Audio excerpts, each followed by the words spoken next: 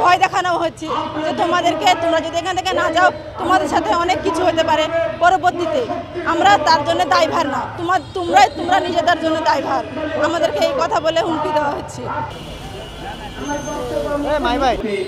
সংহতি প্রকাশ করার জন্য রাজশাহী শহরের আমাদের জমি ফিরিয়ে দিতে হবে, আমাদের যে জমি ফিরিয়ে দিতে হবে এবং আইনগতভাবে এই আদিবাসী পল্লীতে বাসস্থানের সরকারি উদ্যোগে বাস স্থাপন করতে হবে।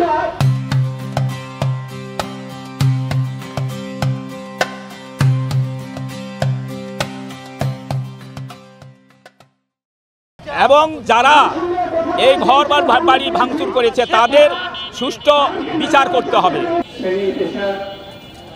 যারা আদিবাসীদের নারীর কাছ থেকে বক্তব্যটা শুনলেন, পরিষ্কার ক্ষমতাসীন মানুষ, কিছু ক্ষমতাবান মানুষ, গরিব মানুষের আমাদের দাবি আদিবাসীরা যেখানে যে অবস্থাতে আছে প্রশাসনের প্রতি দাবি জানাচ্ছি তারা যেন শান্তিপূর্ণভাবে সেখানে বসবাস করতে পারে, তারা যেন উচ্ছেদের শিকার না হয়, তাদের নারীরা যেন নির্যাতনের শিকার না হয়।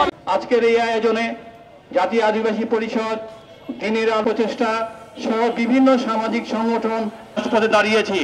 এটার ফলশ্রুতিতে অবশ্যই আদিবাসীরা যেখানে আছে সেখানে থাকবে। কোনো অপশক্তি, কোনো ভূমিদস্যুর কাছে আদিবাসীদেরকে উচ্ছেদ হতে আমরা দেব না। প্রয়োজনে কঠোর আন্দোলনের মধ্য দিয়ে এই আদিবাসীদেরকে আমরা রক্ষা করব।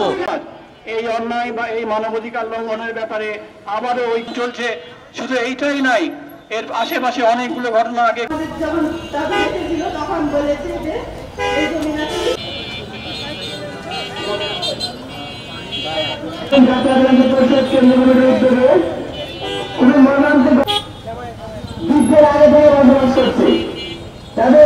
ভারতে যখন জানে যে দেশ স্বাধীন হয়েছে তখন 3 সেপ্টেম্বর সাজ্জাদ হোসেন, তাকে সাজ্জাদ হাজি নামে অনেকে